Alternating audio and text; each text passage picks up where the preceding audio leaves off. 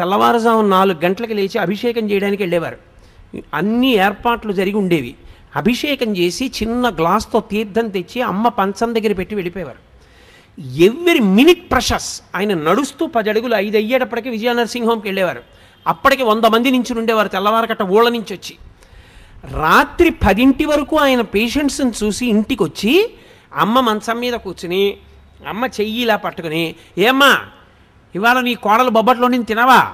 ఏం తింటాను రా, షుగర్ భయం. నీకెందుకమ్మా నేను ఉండగా, తిను ఓ బొబ్బట్ పట్టరావే అని 2 ముక్కలు అమ్మకి పెట్టి, అమ్మ నేను వేస్తాను కదా ట్యాబ్లెట్ అని ఓ ట్యాబ్లెట్ వేసేసి అమ్మతో 4 మాటలు మాట్లాడి పక్క పక్క పక్క పక్క నవ్వి పడుకుంటే, నేను ఒకసారి వాళ్ళ ఇంటికి వెడితే వాళ్ళ అమ్మగారు అన్నారు నాతో, నాయన శరీరంలో ఓపికండి బతికాను అనుకుంటున్నావా?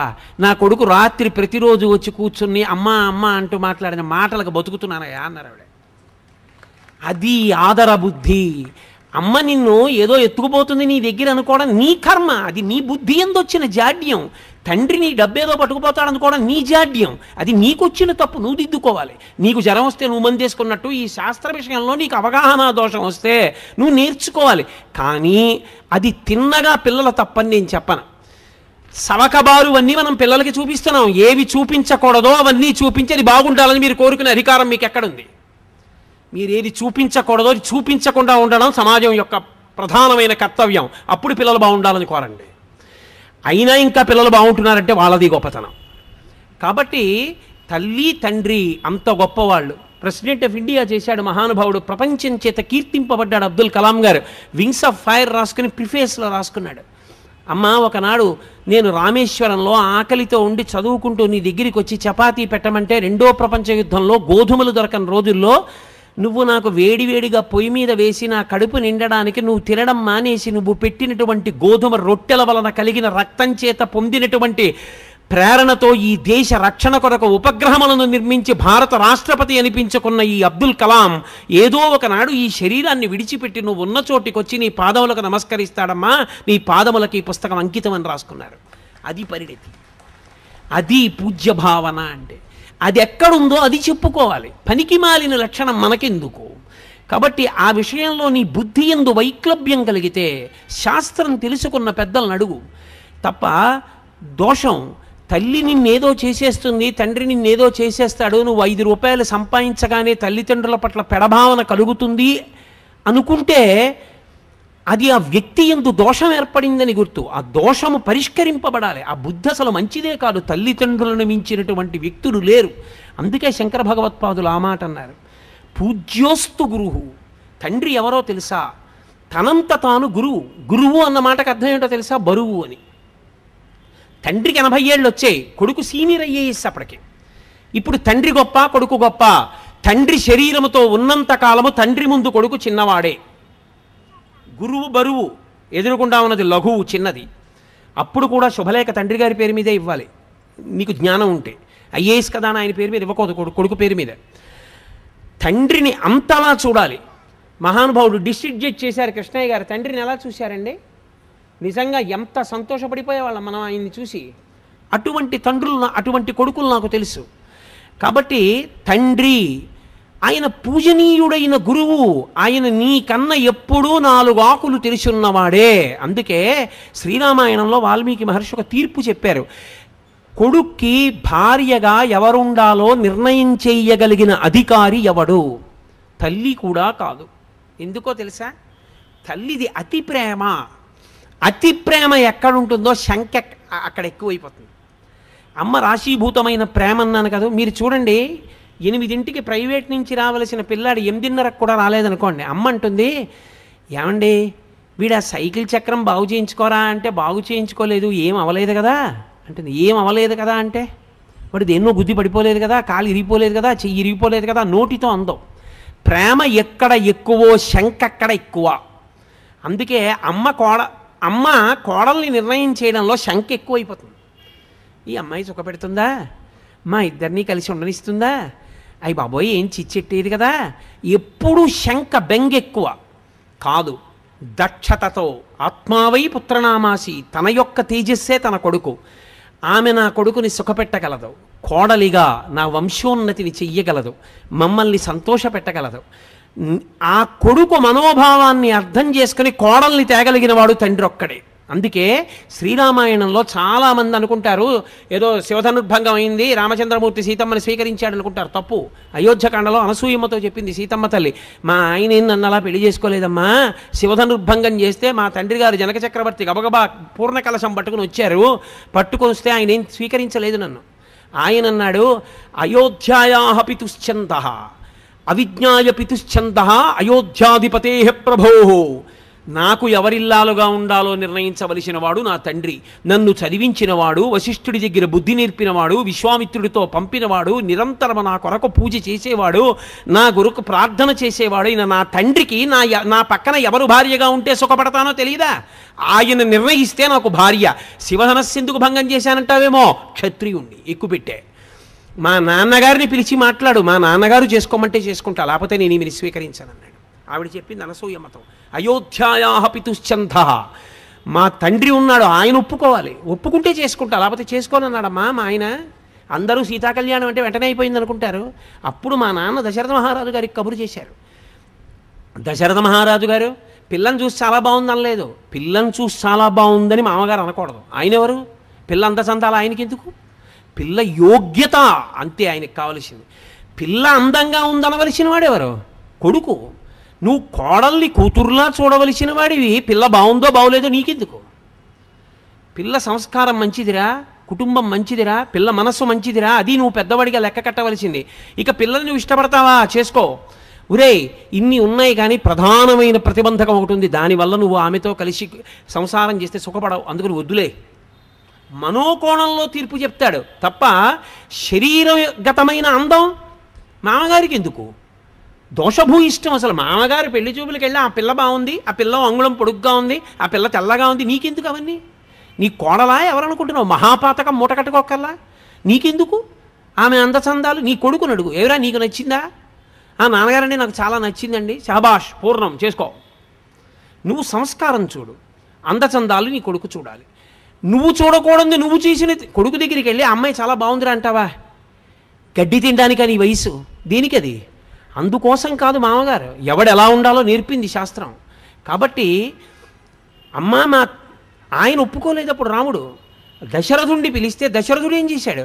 సీతమ్మని చూస్తానని సీతమ్మని చూసి బాగుందని లేదు, నేను చెప్తే నా గురించి గొప్ప అనుకుంటారు, ఇదిగో మా కులగురువుని తీసుకొచ్చా వశిష్ఠుడిని, వినండి మా వంశం గురించి అన్నాడు. వశిష్ఠుడు చెప్పాడు, ఉన్నవి లేనివి దోషాలు గుణాలు అన్నీ చెప్పాడు.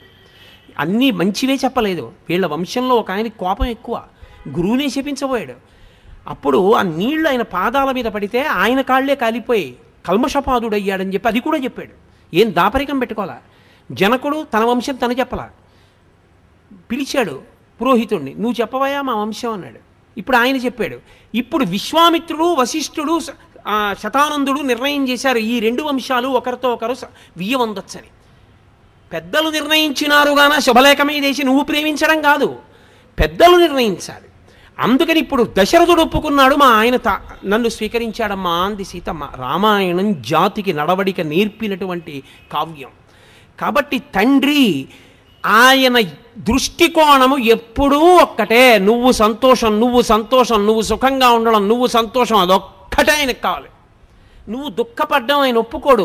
అటువంటప్పుడు నీ దగ్గర డబ్బు తీసేసుకుంటాడు, నిన్నేదో చేసేస్తాడు. ఆయన జీతం గురించి నీ జీతం గురించి ఆయనకి తెలిస్తే నువ్వేదో బెంగపెట్టేసుకోవాలని నువ్వెందుకు అనుకుంటావు? అనుకోవద్దు. తండ్రి అయిన ఉత్తర క్షణంలో ఆ పురుషుని యందు ఆ లక్షణం ఏర్పడిపోతుంది. కొడుకుని సుఖపెట్టాలి వచ్చేస్తుందంటే ఆ లక్షణం. కాబట్టి ఇది తల్లిదండ్రుల యొక్క లక్షణం. అందుకే జన్మతః గురువెవరు అంటే తండ్రే. అక్షరాభ్యాసం అందుకే తండ్రితో చేయిస్తారు. అంత సుఖపడాలి, వృద్ధిలోకి రావాలన్న హృదయంతో చేయిస్తాడు. కాబట్టి కొడుకు వృద్ధిలోకి వస్తాడని ఏ కొడుకుకైనా అక్షరాభ్యాసం తండ్రి చేయించడమే వేదం అంగీకరించిన ప్రమాణము. మీరు బాగా చదువుకున్నవారు కదండి, మీరు అక్షరాభ్యాసం చేయించండి అని అడగకూడదు. అసలు నన్ను ఎందరో వచ్చి అడుగుతుంటారయ్యా మీరు అక్షరాభ్యాసం చేయించండి ఒక్కసారి, మా మనవండి మా అబ్బాయి నేను చెయ్యనని చెప్తాను. నేను చెయ్యను, అలా చేయకూడదు. నువ్వెందుకు చెయ్యవు? నువ్వు తండ్రివి, నువ్వు గురువు, నువ్వు చెయ్యి అని చెప్తుంటాను.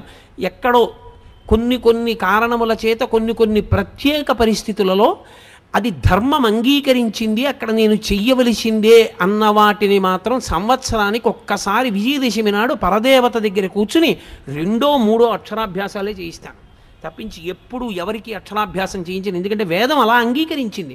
తండ్రి చేయిస్తే వాడు వృద్ధిలోకి వస్తాడు. నీకు మంత్రం ఎవరు ఉపదేశం చేశారు ఉపనయనంలో? తండ్రే. ఎందుకు చేయించారు? ఇంకోళ్ళకి తెలియదా గాయత్రి మంత్రం? తండ్రి ఎందుకు చేయాలి? గురుత్వం తండ్రిది. ఆయన పూజనీయుడు. ఆయన కన్న పూజనీయుడు లోకమునందు వేరొకడు లేడు. పూజ అన్న మాటకు అర్థం ఏంటో తెలుసా? ఎవరిని నువ్వు గౌరవిస్తే నీకు గౌరవం వస్తుందో దానికి పూజ అని పేరు. నేను భగవంతుడి పట్ల కృతజ్ఞుడనై పూజ చేస్తే లోకం నన్ను పూజిస్తుంది. అయా ఈయన కృతజ్ఞత ఉన్నవాడండి అని. తండ్రికి నువ్వు నమస్కారం చేస్తే లోకమంతా నీకు నమస్కారం చేస్తుంది. కృతజ్ఞత కలిగియుండుట, పూజనీయత పొందియుండుట, పూజించుట. తనంత తాను సహజ సిద్ధముగా పూజనీయుడు ఈ లోకమునందెవరు? తండ్రియే. ఆయన ఏం చదువుకున్నాడు, ఎంత చదువుకున్నాడు, ఎంత డబ్బు ఉంది, ఏం చేశాడు అనవసరం. నీకు తండ్రి పూజనీయుడు, అంతే శాస్త్రం. ఇప్పుడు మిగిలిన వాళ్ళు తండ్రి లేకపోతే అన్నగారిది. కానీ అన్నగారి ఎంత దోషం ఉన్నవాళ్ళు ఉంటారు లోకంలో. త్యాగరాజస్వామి వారి పెద్దన్నగారు లేడు, జపేశుడు ఉన్నాడు. నేను మొన్న తిరువాయూరు వెడితే ఇప్పుడు జపేశుని యొక్క వంశంలో వాళ్ళే అక్కడ అర్చకత్వం వహిస్తున్నారు. మేము 7వ తరం వాళ్ళమండి. అయ్యోయ్యో గురుగారు మీరు వచ్చారా, రండి మా ఒకసారి త్యాగరాజస్వామి వారు తిరిగిన ఇల్లు అవి చూపిస్తామని పాపం తీసుకెళ్ళి చూపించారు. వేరు మాట అనుకోండి. కానీ అన్నగారు జపేశుడు తమ్ముడైన త్యాగరాజస్వామి వారిని ఎంతో బాధ పెట్టాడు. కానీ శాస్త్రం ఏమంటుందో తెలుసా? ఆయన తప్పు చేశాడు, ఆయన యందు దోషం. నువ్వు తమ్ముడు, అన్నగారి పట్ల నువ్వు తప్పు పట్టవద్దు. ఆయన దోషభూయిష్ఠుడై ఉన్నాడు, ఈశ్వరుడు ఆయన మీద తగిన చర్య తీసుకుంటాడు. నువ్వు నీ వైపు నుంచి నీ ధర్మాన్ని నువ్వు పాటించాలి. అన్నకు ఒక నమస్కారం చేసి వెళ్ళిపోవడమే. ఎదురుపడి తిరగబడవద్దు. అన్న చెడ్డవాడైతే ఒకనాడు మారతాడు. కానీ అసలు యథార్థమునకు మానవీయ సంబంధముల యందు అన్నదమ్ములకు ఉండవలసిన లక్షణమేమి అంటే వాల్మీకి మహర్షి రామాయణంలో ఒక మాట చెప్పిస్తారు రాముడితో. ధర్మమర్థంచ కామంచ పృథివీంచాపి లక్ష్మణ ఇచ్చాపి భవతామర్థే ఏతత్ ప్రతిశృణోమితే అంటాడు. ధర్మము, అర్థము, కామము ఈ 3 నా తోబుట్టువులు అనుభవించిన నాడు తప్ప నేను అనుభవించనన్నాడు రాముడు. అది అందుకే చిట్ట చివర పట్టాభిషేకానికి విమానం దిగినప్పుడు క్షవరం చేయించుకోవయ్యా అంటే తమ్ముళ్ళ వంక చూశాడు. అడగకపోయినా అరణ్యవాసం చేయమని నా వెంట వచ్చి లక్ష్మణస్వామి జుత్తు చూడండి. రాజ్యం తల్లి తెచ్చి ఇచ్చినా అక్కర్లేదని నందిగ్రామంలో కూర్చుని మహానుభావుడు పాదుకలు సింహాసనం మీద పెట్టి పరిపాలించిన భరతుడి జుత్తు చూడండి. వాళ్ళు జుత్తు తీసుకోకుండా నేను జుత్తు ముందు తీసుకుని సహేగంగా తయారవనా? ముందు తమ్ముళ్ళకి తీయండి, తర్వాత నేను తీసుకుంటానన్నాడు. అది అన్నగారంటే. ఉండరా దోషభూయిష్టమైన అన్నదమ్ములు ఉంటారు, కానీ లోకంలో ఆదర్శవంతమైన అన్నదమ్ముల్ని తీసుకోవాలి. అందుకే శ్రీరామాయణ కావ్యం ఒక్కటే లోకమునకు ఎన్నో నేర్పుతుంది. మీరు చూడండి, వాలి సుగ్రీవులు, సుగ్రీవుడు భార్యను కూడా వాలెత్తుకుపోతాడు. అదో అన్నదమ్ములు. వాలి చచ్చిపోయాడు, సుగ్రీవుడు మిగిలాడు. రావణ విభీషణ కుంభకర్ణులు. విభీషణుడు ధర్మాత్ముడు, ఎంత చెప్పాడో అన్నయ్య వద్దన్నయ్య, అన్నయ్య వద్దన్నయ్య. తమ్ముడు చెప్పాడు, వినలేదు, బయటికి గెంటేశాడు. రావణుడు చచ్చిపోయాడు, కుంభకర్ణుడు చచ్చిపోయాడు, విభీషణుడు మిగిలాడు. ఈ విభీషణుడు ఈ సుగ్రీవుడు రామపట్టాభిషేకానికి వచ్చారు. విమానంలోంచి రామచంద్రమూర్తి కిందకి దిగుతున్నారు. భరతుడు పరుగున వెళ్ళి నేల మీద పడి నమస్కారం చేసి చెప్పుల జత తీసుకొచ్చి, అన్నయ్య 14 ఏళ్ళు అడవుల్లో తిరిగావన్నయ్య నా వల్ల, మా అమ్మ కోరబట్టి, అన్నయ్య తొందరగా చెప్పులు వేసేసుకో అన్నయ్య అని కాళ్ళ కింద చెప్పులు పెట్టాడు. మొదట ఏడిచిన వాళ్ళు ఎవరో తెలుసా? సుగ్రీవుడు, విభీషణుడు. అరే అంత తపస్సు చేసినవాడు రామ, అన్నయ్య 3 లోకములను శాసించినవాడు చచ్చిపోయాడు రా, అనవసరంగా అన్నీ చెప్పేశాను, ఇలా మేము కలిసి ఉండలేకపోయాను రా, ఆ అన్నయ్య చచ్చిపోయాడు, ఎంత గొప్పవాడు రా కుంభకర్ణుడు, పాపం నిద్రపోతూ లేచి అన్నం తిని పడుకునేవాడు రా, బ్రహ్మగారి శాపానికి చచ్చిపోయాడే. కళ్ళొత్తుకున్నాడు. సుగ్రీవుడు, అరే ఇంద్రాంశలో పుట్టాడు మా అన్న, ఏడి చచ్చిపోయాడు అని తమ్ముడు కళ్ళొత్తుకున్నాడు. నువ్వు కలిసి ఉన్న అన్నదమ్ముల్ని చూసి నువ్వు ఏడిచే రోజు తెచ్చుకోకు. నువ్వు కూడా కలిసి ఉండడం జీవితంలో నేర్చుకో. కానీ ఒక్కటి మాత్రం నేను యథార్థం చెప్తున్నాను, ఇది చెప్పినంత తేలిక మాత్రం కాదు. ఎందుకో తెలుసా? అన్నగారు మహాధర్మాత్ముడైతే అన్నగారి మొహం చూడ్డానికి ఇష్టపడని తమ్ముళ్ళు నాకు తెలుసు. ఆయన మహాధర్మాత్ముడు. ఆయన తమ్ముడు సొమ్మెత్తుకుపోయేవాడు, తమ్ముడు పాడైపోవాలని కోరుకునేవాడు కాదు. ఎప్పుడూ తమ్ముడు వృద్ధిలోకి రావాలని కోరుకునేవాడే. అయినా అన్నగారి ముఖం చూడని తమ్ముళ్ళు నాకు తెలుసు. తమ్ముడు చాలా యోగ్యుడే, కానీ తమ్ముడి ముఖం చూడని అన్నలు నాకు తెలుసు. అటువంటి వాళ్ళు మాత్రం నా ఎరుకలో ఉన్నారు. దీనికి పరిష్కారం ఎవరి చేతిలో ఉందని అడిగారు. తల్లిదండ్రులు చూస్తారు. వాళ్ళ తృప్తి కొరకు నువ్వు చెయ్యాలి. అందుకే ఎంత కొట్టుకు చచ్చిపోయినా ఒక్కసారి మాత్రం కలుసుకోమని చెప్పింది శాస్త్రం. అప్పుడు కూడా కలుసుకోకపోతే ఇక ఆ అన్నదమ్ములు మేము ఫలానా వారి కొడుకులవండి అని చెప్పుకోవడానికి అనర్హులు. తండ్రి కానీ తల్లి కానీ చనిపోయిన రోజు వస్తే అన్నదమ్ములు ఆ రోజున కలిసి ఆ ముందు పుట్టినవాడి చెయ్యి కింద పెట్టి వెనక పుట్టిన వాళ్ళు పైన చేతులు పెట్టాలి. అక్షయతృప్తి ద్వారా పునరావృత్తిరహిత శివసాయుజ్య సిద్ధ్యర్థం అని చెప్తూ నీళ్లు పోస్తాడు. ఆకరణ పుట్టినవాడు పోసిన నీళ్లు అక్షతలతో కలిపి పెద్దవాడి చేతి మించి కింద పడాలి. తండ్రి అప్పుడు వచ్చి చూస్తాట, అరే ఇద్దరిని కన్నాను, పెద్దవాడు తద్దినం పెడుతున్నాడు, నీళ్లు ఒడిచిపెడుతున్నాడు, వాడు రాడు, వీడు పిలవడు, వీడు బుద్ధి చెప్పలేదు, వీడు గట్టిగా చెప్పలేదు, వీడిది తప్పే అని ఏడుస్తూ పుచ్చుకుంటాట నీళ్లు. మరి 3 తరాలు ఉండద్దు దక్షిణ దిక్కున పితృస్థానంలో. కాబట్టి అన్నదమ్ములన్న వాళ్ళు తమని కన్నవాళ్ల యొక్క కనీస గౌరవాన్ని దృష్టిలో పెట్టుకున్నప్పుడు 50 ఏళ్ళు వచ్చేసాయి అన్నకి, ఎన్నాళ్ళు ఉంటాడు? మహా ఉంటే మీ ఇంట్లో ఉన్న ఆయుర్దాయాన్ని దృష్టిలో పెట్టుకున్నప్పుడు ఇంకో 15 ఏళ్ళు ఉంటాడు. ఇంకొక 15 సంవత్సరాలు ఆయన బతికితే ఆయన తెలివేసి ఉండేది 7.5 సంవత్సరాలు. ఒక రాత్రి నిద్రపోతాడు కాబట్టి 7.5 సంవత్సరాల్లో ఆయన ఏడాదికి మీ దగ్గరికి వచ్చి మాట్లాడితే ఏడాదికి 2 రోజులు కలుసుకుంటారు. కాబట్టి 7.5 సంవత్సరాల్లో అర సంవత్సరం వదిలేసిన ఇక 14 రోజులు. 14 రోజులు అన్నాదమ్ముడు పక్క పక్కన కూర్చున్నా 14 రోజులు మాట్లాడుకోరుగా. ఆయన కాలకృత్యాలు ఆయనవి, ఆయన భోజనం అయింది, ఆయన సంసారం అయింది, ఆయన పనులు అయినవి, ఈయన పనులు ఈయనవి. తీసేస్తే సగానికి 3.5 రోజులు. ఇక 50 ఏళ్ళు వచ్చిన అన్నగారు తన తమ్ముడితో కలిపి ఈ జన్మకి మేము తల్లిదండ్రుల బిడ్డలమని మాట్లాడుకునేటటువంటి అవకాశం ఏమైనా మిగిలితే 65 ఏళ్ళు బతుకుతాడు. వాళ్ళ ఇంట్లో ఉన్న ఆయుర్దాయాన్ని లెక్క కట్టినప్పుడు అనుకుంటే ఇక వాళ్ళిద్దరూ కలిసి మాట్లాడుకునేది 3 రోజులు. 3 రోజులు మాట్లాడుకునే దానికి దేనికి మీ ఇద్దరు దెబ్బలాడుకుని అన్న ముఖం చూడని తమ్ముడి దగ్గరికి వెళ్ళలేని అన్నగా మారారు. సిగ్గుపడద్దు. అది ఆ అనుబంధాన్ని అర్థం చేసుకున్నప్పుడు ఎందుకు కలిసి ఉండలేవు నువ్వు? ఎందుకు సంతోషంగా ఎక్కడ మీ ఇద్దరికి అభిప్రాయ భేదం లేదో ఆ విషయాన్ని మీ ఇద్దరు మాట్లాడుకుని వెళ్ళిపోతే సరిపోయిందిగా. ఏది అభిప్రాయ భేదమో దానికి ఎందుకు చొక్కా పట్టుకుంటారు? ఏది ఇద్దరు కలిసి ఉండగలరు. నీకు దోసకాయ పప్పు ఇష్టం, అన్నయ్య వచ్చాడు దోసకాయ పప్పు ఇవే, అన్నయ్య నీకు దోసకాయ పప్పు ఇష్టం రా, ఇంకొంచెం వేసుకో అని తమ్ముడు గరిటితో ఇలా వేశాడు అనుకోండి. 50 ఏళ్ళు దాటిపోయిన అన్నగారికి తమ్ముడు అన్నయ్య నీకు దోసకాయ పప్పు ఇష్టం అన్నయ్య అని ఒక్క గరిటె దోసకాయ పప్పు వేస్తే అన్న పొందేటటువంటి ఆనందం మీరు ఆలోచించండి. చూడవే వాడంతా గుర్తుపెట్టుకుని దోసకాయ పప్పు ఏమన్నా నాకు దోసకాయ పప్పు వేసాడే, ఎంత పొంగిపోతాడు. అది చాలు ఆయనకి ఏమైనా ఉంటే మారిపోవడానికి. అరే ఆ ఒక గరిటె దోసకాయ పప్పు అన్నయ్యని ఇంటికి పిలిచి పెట్టడానికి నీకు ఐశ్వర్యం పాడైపోయిందా? ఏమి నీ కర్మ? ఎందుకు దెబ్బలాడుకున్నావు? దేనికి మాట్లాడవు? ఇది మనసు యందు ఏర్పడినటువంటి దోషం. దీన్ని దిద్దుకోవాలి. 50 ఏళ్ళు వచ్చి నీకును 45 ఏళ్ళు వచ్చిన తమ్ముడికి ఎవరు పాఠం చెప్తారు? తెల్లవారు లేస్తే 50 మందికి నువ్వు చెప్తున్నావా? నీకెవరు చెప్తారు వచ్చి? ఇది కర్మ. దీన్ని మార్చుకోవాలి. మార్చుకుని మనసుని సంస్కరించుకోవలసి ఉంటుంది. అది లేనినాడు ఆ మానవీయ సంబంధములకు అర్థం లేదు. రాముడు ఏడిచాడు, బ్రహ్మాస్త్రం వేస్తే లక్ష్మణుడు పడిపోతే ఆయన ఏడిచిన ఏడుపు మీరు చదివితే రామాయణంలో అసలు మానవీయ సంబంధములకున్న అందం తెలుస్తుంది. ఆయన అన్నాడు, దేశే దేశే కళత్రాని దేశే దేశే చ బాంధవాహ. ఒరే నాకు భార్య లేదని బాధ లేదురా, ఇంకో దేశం పెడితే నాకు పిల్లనిస్తారా? పెళ్ళం మళ్ళీ దొరుకుతుంది అంటే సీతమ్మని తక్కువ చేశాడని కాదు, భార్య దొరుకుతుందిరా. కానీ అమ్మకి నాన్నకి పుట్టిన వాళ్ళము అన్న వాళ్ళల్లో తోడ పుట్టినవాడన్నవాడు ఇక మళ్ళీ నాకు రాడుగా, దశరథుడు చచ్చిపోయాడుగా, ఇంకెక్కడి నుంచి వస్తారా తోడ పుట్టిన వాళ్ళు? నువ్వు వెళ్ళిపోయావా నాకన్నా ముందని ఏడిచాడు. అది అన్నదమ్ములంటే. రామాయణాన్ని మీరు చదివితే అసలు ఒక అన్నగా, ఒక తమ్ముడిగా, ఒక కొడుకుగా, ఒక బావగా, ఒక అల్లుడిగా అసలు ఎలా నిలబడాలో, ఎలా మాట్లాడాలో, ఎలా ప్రవర్తించాలో అర్థమవుతుంది. ఈ దేశానికి వచ్చిన పెద్ద దరిద్రం ఎక్కడొచ్చిందంటే రామాయణ భారత భాగవతములు లౌకిక రాజ్యం అన్న పేరుతో చెప్పకూడదన్న మాట పిల్లలకి ఎప్పుడు ప్రారంభమైందో అక్కడ ప్రారంభమైంది పతనం. రామాయణ భారత భాగవతాలు పిల్లలకి చెప్పడం పాఠ్యాంశములుగా మారితే అప్పుడు నిజంగా అర్థమవుతుంది. సుఖమన్న మాటకు అర్థం ఏమిటో రామాయణం వింటే అర్థమవుతుంది.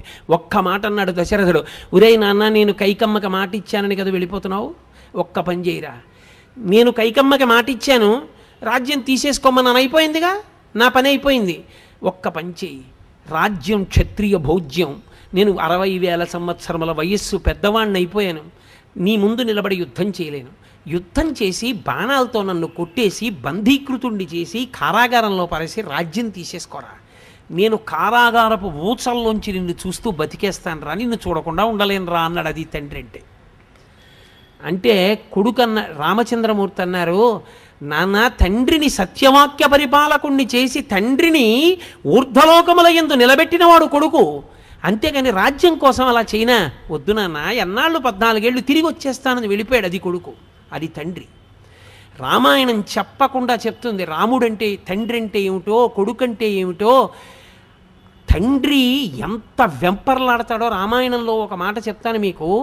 కౌసల్య వెళుతోంది, రాముడు అక్కడ కొండ మీద ఉన్నాడని తెలిసి దర్భలు దక్షిణ దిక్కుకి కొసలుండేటట్టుగా పెట్టబడి దాని మీద గారపిండి ముద్దలు కనబడ్డాయి. కౌసల్య నేల మీద పడి గుండెలు బాదుకుని ఏడిచింది. నా కొడుకు రాముడు గారపిండి ముద్ద తింటున్నాడు, తినడానికి పళ్ళు కూడా లేవన్నమాట అంది. ఎలా తెలుసని అడిగారు. కొసలు దక్షిణ దిక్కుకున్నాయి అంటే తద్దినం పెట్టాడు. ఎవరికి పెడతాడు? తండ్రికి పెట్టాడు. చచ్చిపోయాడని తెలిసింది. తను ఏం తింటున్నాడో దాంతోనే తద్దినం పెట్టాలి. తండ్రి చనిపోయిన తరువాత కూడా కొడుకు ఏది తింటున్నాడో అంతకన్నా ఎక్కువ పెట్టమని అడగడం, అప్పు చేసి తద్దినం పెట్టమని కూడా అడగడం. అందుకే తండ్రికి తద్దినం పెట్టేటటువంటి మార్గం చెప్పింది. నువ్వు తద్దినం కూడా పెట్టలేకపోతే, నాన్నగారి తద్దినం కూడా పెట్టలేకపోతే, తద్దినం వచ్చిన తిథి నాడు మధ్యాహ్నం 12 గంటలకి లేచి నిలబడి గుమ్మం వంక 2 చేతులు ఇలా అంటే చాలు, తండ్రి సంతోషపడిపోయి ఆశీర్వచనం చేసి వెళ్ళిపోతాడు. నాన్నగారండి ఏమీ లేదు పెట్టడానికి అని ఇలా అంటే చాలు, ఆశీర్వచనం చేస్తాడని వేదం చెప్తోంది. అమావాస్య నాడు 12ంటికి అలా చెప్పమని చెప్పింది, పితృతిథి కాబట్టి. తండ్రి పెట్టమని అడిగేవాడు కాడు. తండ్రి నీకేదుందో దాంతో పెట్టు, అది శ్రాద్ధము. శ్రద్ధ సా శ్రద్ధ కడితా సిద్ధి ఇలా వస్తూపలభ్యతే అంటారు శంకరులు. అది తండ్రితనం అంటే. శరీరం విడిచిపెట్టాక కూడా కొడుకు గురించి అలా ఆలోచిస్తాడు. నా కొడుకు గారపిండి ముద్దలు తింటున్నాడు, అందుకే గారపిండి ముద్దలతో తద్దినం పెట్టాడని ఏడిచింది కౌసల్య. రామాయణాన్ని రామాయణంగా మీరు చదవండి. మానవీయ సంబంధముల గురించి కోటేశ్వరరావు ఉపన్యాసం చెప్పక్కర్లేదు. రామాయణం చదువుకోకపోవడం, కోట్ల రూపాయల ఆస్తి ఉన్నా, ఇంట్లో ఎన్ని పనికిమాలిన వస్తువులున్నా శ్రీరామాయణం 7 కాండలు కనపడకపోవడమే జాతి దరిద్రానికి కారణం. శ్రీరామాయణం చదువుకోవడం అలవాటైతే నువ్వు ఎలా బ్రతకాలో అలా బ్రతకగలవు. నీకెవ్వరూ ఏమీ చెప్పక్కర్లేదు. ఒరే నాన్న నువ్వు ఇలా ఉండరా అని చెప్పక్కర్లా. మంచి కొడుకు, మంచి అల్లుడు, మంచి తమ్ముడు, మంచి అన్న, మంచి పౌరుడు అన్నీ నువ్వే. అది తల్లిదండ్రులంటే. కాబట్టి తల్లిదండ్రులను నింద చేయవద్దు. పరమ పూజనీయుడు తండ్రి. ఇంకింతకన్నా ఏం చెప్పాలి తండ్రి గురించి? ఎక్కడ శాస్త్రాలు తక్కువ చేసి చెప్పాయి. నువ్వు చదువుకోపోతే నీ తప్పు. శాస్త్రం మీదకి ఎందుకు నెడతావు? తల్లితో సమానమైన స్థానము తండ్రికి కల్పించలేదు అని నువ్వు తీర్పోటా మళ్ళీని. ఎక్కడా అలా చెప్పలేదు. అలా చెబితే నేను అంగీకరించను. ఎందుచేత ఏ పురాణము, ఏ కావ్యము, ఏ స్మృతి, ఏ ఉపనిషత్తు అలా చెప్పలేదు. తండ్రి తండ్రే, తల్లి తల్లి. అలా ఇద్దరు ఉండకపోతే ఆ బండి నడవదు. అంతే. అలా నడవాలి అంటే వాళ్ళిద్దరి యందు అటువంటి లక్షణములతో వాళ్ళు సమైక్యం అయితేనే నిలబడుతుంది కుటుంబం. కాబట్టి అది తల్లిదండ్రులు. అది అర్థం చేసుకున్న నాడు నువ్వు వృద్ధిలోకి వస్తావు. ఇక వైదిక సంబంధము అని ఒకటి ఉంటుంది. సరే, నేను దాని గురించి ఇంకా ఎక్కువగా మాట్లాడితే ఎంతగాని నేను మాట్లాడగలను. దేహ సంబంధం, పుట్టుకతో వచ్చే సంబంధాలు అవన్నీ, అన్న తమ్ముడు అక్క చెల్లి ఇవన్నీ తీసేస్తానండి అంటే మీరు తీసేయలేరు. పినతల్లి పెదతండ్రి అంతే, ఆ పుట్టుకతో వచ్చేసింది. వైదిక సంబంధము వేదము వలన ముడిపడుతుంది. ఆ సంబంధం వేదమును ప్రమాణము చేసుకుని ముడిపడుతుంది. అందుకే అగ్నిసాక్షిగా అంటారు. పెళ్ళి అగ్నిసాక్షిగా ఎందుకో తెలుసా? కన్యాదాత గారు కాదు పిల్లనిచ్చేది, అగ్ని ఇస్తాడు. అగ్ని ఇస్తే నువ్వు పుచ్చుకున్నావు కాబట్టి వృద్ధి. అందుకే అర్ధరాత్రి 1 గంటకి ముహూర్తం పూర్తయినా ప్రధాన హోమం చేయించేస్తారు. వివాహమునందు బాగా జ్ఞాపకం పెట్టుకోండి నేను చెప్పే మాట. వివాహమునందు 3 ఏకం చేస్తారు. ఈ 3 ఏకం చేసిన కారణం చేత ఇద్దరు ఒకటవుతారు.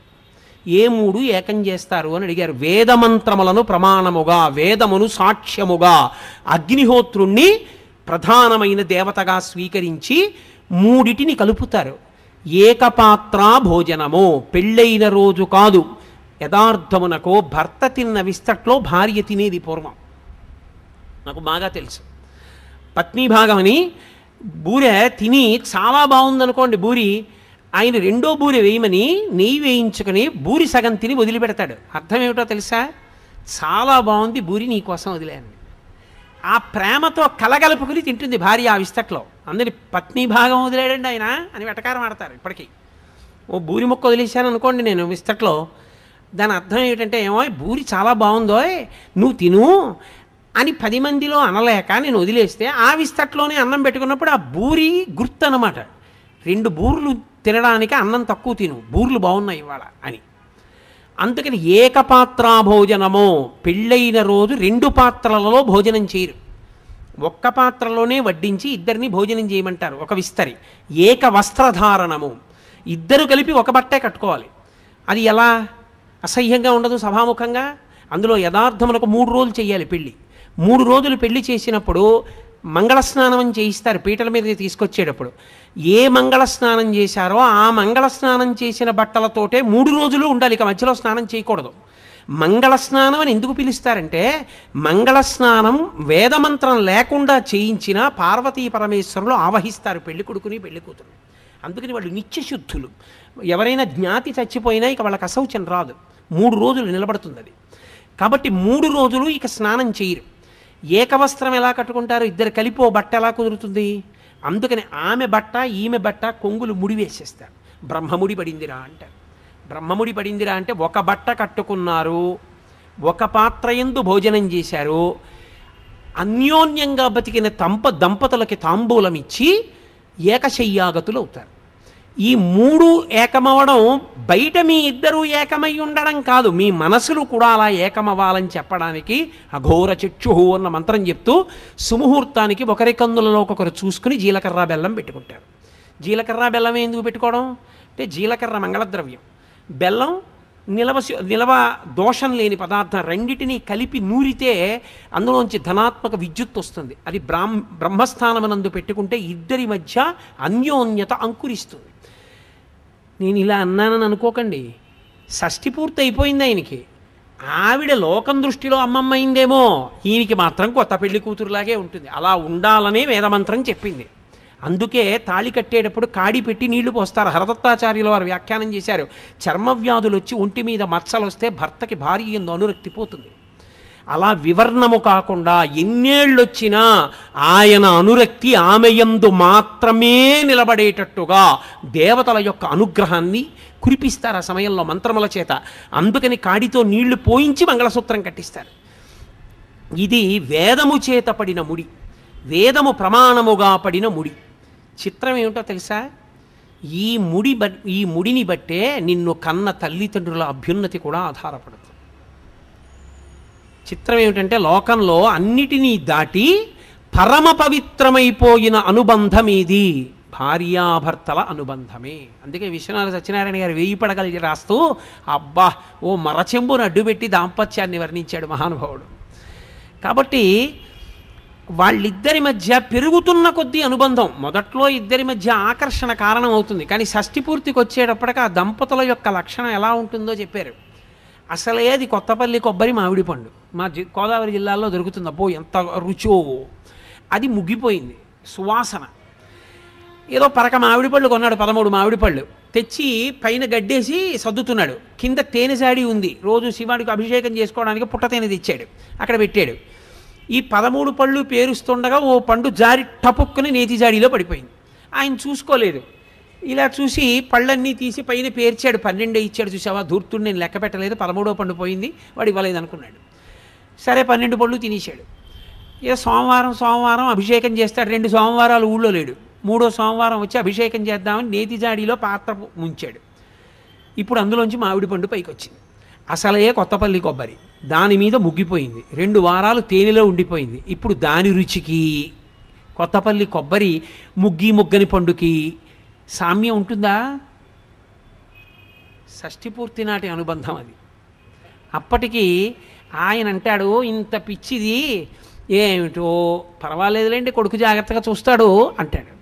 ఆవిడంటుంది, మహానుభావుడు మళ్ళీ జన్మంటూ ఉంటే ఆయనకే ఇల్లాలు అవ్వాలంట. అప్పటికి ఆ అనుబంధంలో ఉన్న పవిత్రత అది. కాబట్టి ఆ భార్యాభర్తల సంబంధం ఉందే అసలు అద్వితీయం. అనసూయమ్మ రామాయణంలో మాట ఉంది, అమ్మా నేను నీతో ఒక మాట చెప్తానని సీతమ్మతో చెప్తూ అంది, అనుశిష్టాం, నేను లోకంలో అత్యంత గొప్ప వ్యక్తి అని చెప్పదగిన వాడంటూ ఉంటే తప కృతమిహావ్యయం అంది. రాశీభూతమైన తపస్సెవరో తెలుసా? భర్తయే. ఆమెకి ఏం తెలుసు ఏం తెలీదు అనవసరం, ఆయన ఇల్లాలు గౌరవం అంతే.